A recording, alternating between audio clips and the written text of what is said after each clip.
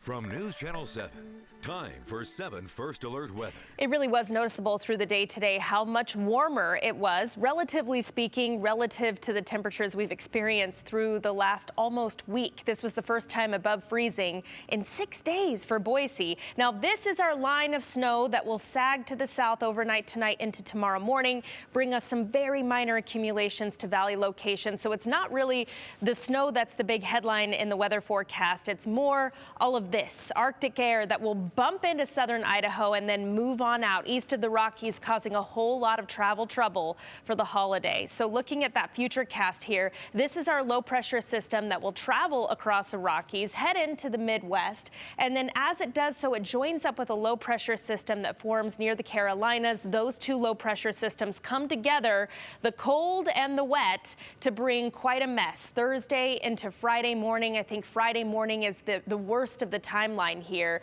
from places from Chicago through Cleveland, New York City, all the way up to Boston into Maine as well, and then even causing some potential problems for the holiday weekend, including Christmas Eve, as that blast of cold air will settle into the northeast and take temperatures from the 40s down into the 20s. So a lot happening east of the Rockies, but for us, it's kind of just winter weather as normal, truly, through the next several days. So no real travel trouble that we're looking at. But here is our future cast. Again, that band of snow making its way through the mountains mainly overnight tonight, sagging to the south, bringing us more of a slushy mix for the day tomorrow, waking up to around a ½ inch of slush accumulation. We may even see the sunshine tomorrow afternoon, but it's a consolation prize because it gets breezy, and that's when that cold air comes rushing in to take our temperatures down. And I'll show you the temperatures in just a second. But how much snow is on the way for the mountains? Anywhere from about 2 to 4 inches. And for valley locations, maybe a coating to maybe a ½ inch of slushy accumulation. More on the way come Friday, though. So if you're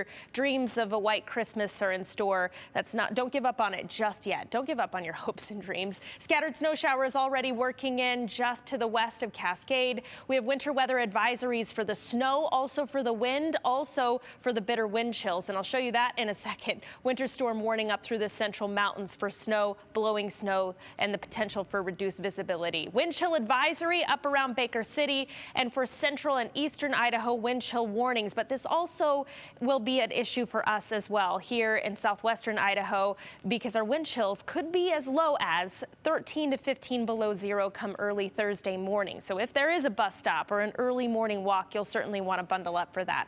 Our highs tomorrow early in the day in the low to mid 30s, and then they'll fall into the afternoon. Look for 20s by the time the sun goes down, and the temperatures will continue to go down from there. So that's why I've put the first alert weather icon banner there on Thursday for those frigid temperatures. At least our Arctic blast isn't sticking around, because if you direct your attention to the second half of this 7-day forecast, you'll notice something else we haven't seen in quite some time, and that's temperatures in the 40s and rain in the forecast. That's nice. Now, Brian brought up a good point during the 208. He said, well, what's that going to do for the mountains?